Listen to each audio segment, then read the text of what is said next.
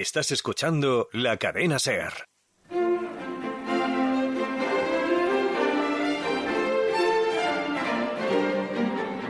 Lo que esconden los archivos.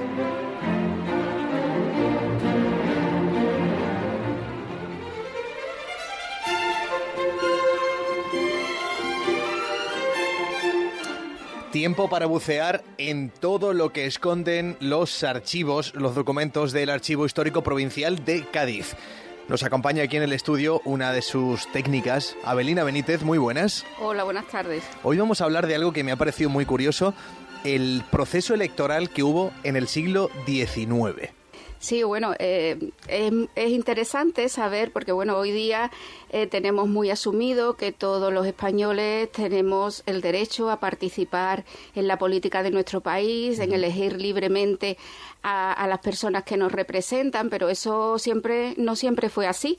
Es más, este derecho, esto que nos hemos dado nosotros es una conquista relativamente reciente de la sociedad española. Hace menos de un siglo que todo empezó. Uh-huh. Y hoy, bueno, tenemos esto como muy asumido, pero no siempre fue así, no siempre todos pudimos votar. Las mujeres no tuvieron derecho a voto hasta 1931. A lo largo de todo el siglo XIX hubo una serie de restricciones de nivel económico, de nivel de tipo intelectual, y tampoco podía votar todo el mundo. Era solamente un número muy reducido de personas que tenían derecho a votar. Y es muy oportuno porque llevamos ya muchos años inmersos en procesos electorales, casi en un día de la marmota continuo. Quizá esto nos pueda servir para, bueno, digo que vayamos a votar con gusto todas las veces, porque hay veces que reconocemos que se nos hace un poco pesado, pero quizás sí para valorar lo que tenemos, la libertad que tenemos y el derecho al sufragio, el derecho al voto que tiene todo el mundo, porque, por ejemplo, en este documento elaborado por el Archivo Histórico Provincial aparecen las condiciones que había que tener para poder votar o no, ¿no, Paulina? Exactamente, sí, desde la primera... desde 1810, ¿no?, que fue el primer llamamiento a que se pudiera votar en plena guerra de la independencia. Siempre ha habido una serie de restricciones en torno a la votación, y los diferentes partidos políticos que actuaron en el siglo XIX, tanto moderados como progresistas, si bien unos u otros estaban en el poder, había una ampliación o una restricción con respecto al derecho. Uh-huh. Todos estaban de acuerdo en que había que poner algún tipo de limitación. Entonces, bueno, pues se establecía un límite económico, unas veces en torno a los 200 reales de vellón, otras veces en torno a los 400. Hubo un tiempo en que también, aunque no llegases a ese límite económico, si eras médico, abogado, tenías algún tipo de carrera, eras catedrático, entonces también podías votar, tenías una capacitación y eso te daba derecho a votar. Pero bueno, hoy día la población española votó en torno al 75% aproximadamente, algo menos. Pero ha habido momentos en el siglo XIX que solamente podía votar un 1% de la población. Las élites. Votaban solamente las élites, claro, porque era un porcentaje, era la contribución sobre un patrimonio y sobre una actividad comercial. En las listas que aparecen aquí, que tenemos nosotros, en las listas electorales, no aparecen obreros, no aparecen jornaleros, casi todos eran empresarios, grandes empresarios o pequeños propietarios, y que llegaban a ese límite. Incluso si podías votar, tampoco, no todos tenían derecho a ser elegidos, solamente podían ser elegidos las mayores contribuciones, ¿Ah, sí? Los mayores contribuyentes. O sea, hay una lista de electores, pero unos son elegibles y otros no elegibles. El derecho a ser elegido, el sufragio pasivo, era para los mayores contribuyentes dentro de ese grupo que tenía el privilegio de poder votar. ¿Y eso quién lo determinaba? ¿Quién decía si eran 200 reales, si eran 150? Claro, eso lo establecía, bueno, pues las diferentes normas electorales que a lo largo del siglo XIX se fueron dando. El siglo XIX fue un siglo muy convulso políticamente, ¿no? Y estuvieron en el poder los moderados, los progresistas, hubo una regencia, hubo un sexenio revolucionario. Entonces, cada cambio político político, propiciaba una nueva constitución y propiciaba unas nuevas normas electorales, pero casi siempre restrictivas. Solamente hubo 2 momentos con un sufragio universal masculino, que fue durante el Sexenio Revolucionario y durante las Cortes de Cádiz. Y ya, bueno, que se establece el sufragio, en 1890 se establece el sufragio universal masculino, con lo cual votaba la mitad de la población. Hasta 1931 no tienen derecho las mujeres a votar, y entonces ya es el sufragio universal propiamente dicho. O sea, no llevamos ni un siglo con ese derecho consolidado, y bueno, la verdad es que, como tú comentabas antes, a veces nos cansamos porque tenemos muchas elecciones, a veces no cada 4 años. También estamos al tanto de las elecciones de las 16 comunidades restantes. Entonces, estamos un poco cansados, pero es verdad que hay que poner en valor también ese derecho, porque no siempre todos lo tuvieron y lucharon mucho por tenerlo. ¿Cómo era ese sufragio activo? Había 3 fases, ¿no? Sí, eso había... al principio fue un sufragio indirecto, porque en las juntas de parroquia votaban, ahí más o menos sí había un sufragio universal, digamos, votaban los parroquianos, pero después en esas parroquias, que en Cádiz existía San Antonio, Rosario, Santa Cruz, ya ahí se elegía a los representantes que te iban a votar en las juntas de partido. Después, en las juntas de partido votaban a los representantes en la junta de provincia. Al final del proceso iba menguando tanto la situación que votaban pues 3 o 4.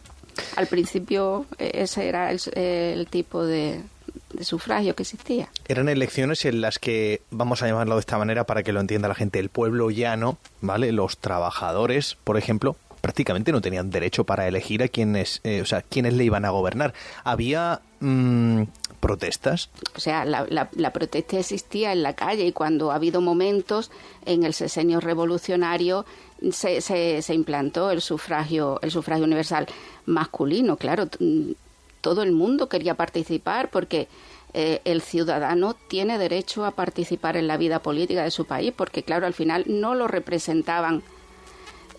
Lo que se hacía por estas clases más bajas era por caridad, a lo mejor, ¿no? Y entonces, pues ellos querían sus propios representantes. Incluso las alcaldías, los concejales tampoco estaban todos representados. También había, estaban los síndicos personeros del común, pero no representaban al pueblo como lo podía representar uno que fuera del pueblo. Nos quedan 13 días para que cumplamos justo un año desde las anteriores elecciones municipales, en las que se eligieron los alcaldes y alcaldesas de aquí, de la Bahía de Cádiz, bueno, de toda España. Pero por eso quiero preguntarte si las elecciones municipales eran también así, de esta misma manera. Claro, las elecciones municipales de alguna forma también le afectaba todas estas normas electorales a nivel nacional, y para los representantes en las Cortes. Existieron algunas leyes pues para recomponer los ayuntamientos, porque en principio antes del siglo XIX los oficios de alcaldes y de regidores eran hereditarios, se compraban y se vendían. Entonces, bueno, hubo una serie de leyes para reestructurar eso y que fueran de libre elección, pero bueno, la elección pues de aquella manera, ¿no? Como se elegía en el siglo XIX, en función de un determinado nivel de renta y de una determinada capacidad intelectual, si no llegabas a ese nivel de renta. La ley municipal de 1877, durante la restauración de Cánovas del Castillo, ¿por qué fue un retroceso? Es algo que señaláis aquí también en este documento, que señalas tú. Claro, porque habíamos pasado el sexenio revolucionario, en el que hubo un sufragio universal, aunque fuera masculino, pero bueno, había un derecho amplio de votación, y la renovación de Cánovas, cuando vuelve de nuevo la restauración borbónica, fue un retroceso porque pararon un poco los pies a todos esos desmanes que había habido anteriormente, y vuelven a retomar las leyes de la época moderada que hubo en torno a los años 40 y 50. Además, bueno, fue el momento en el que se instaura el turno de partidos, y entre progresistas y moderados se van turnando el poder. Unas veces gobernaban unos y otras veces otros, y así ellos se van alternando. Tenemos aquí algunas imágenes delante donde aparece precisamente este listado de elegibles. Dice aquí, por ejemplo, Elejalde don Eustaquio de Escribano y Paul don Manuel Elizalde.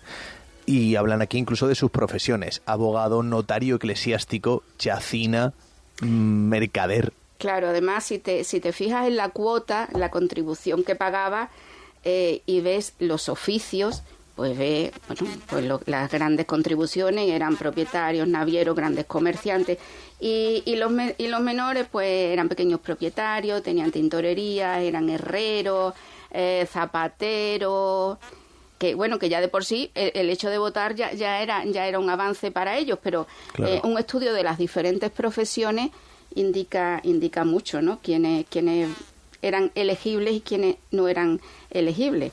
También esto nos ofrece, porque la ciudad estaba dividida en distritos, y también nos ofrece una foto fija de la ciudad, los diferentes barrios, las profesiones que había, quiénes eran, si había más elegibles que no elegibles, y es también un tema de investigación bastante interesante. Por ejemplo, vemos aquí que en la Plaza de Candelaria vivía un abogado, Juan José Díaz Martínez.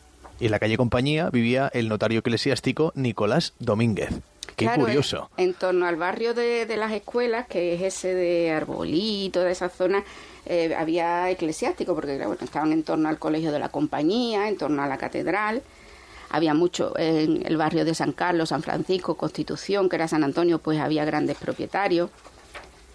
Aquí, por ejemplo, en San Francisco estaba el relojero Rafael Genda. Uh-huh. Qué curioso. Y mucho gaditano que los conocemos hoy por los nombres de las calles, pero bueno, que por ejemplo José María Urquinaona, ¿no? La calle Obispo Urquinaona, que no fue obispo de Cádiz, fue obispo de Canarias y de Barcelona. Pues él no era elegible por sus rentas, sino por su capacidad, porque era arcipreste de la Santa... Claro, por la influencia que podía tener, ¿no? Exacto.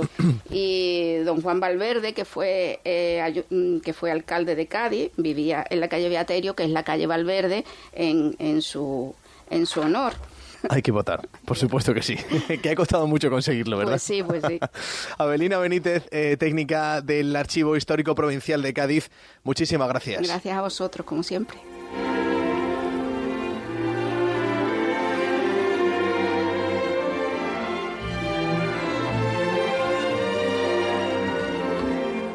Hoy por hoy Cádiz, con Manu Sola.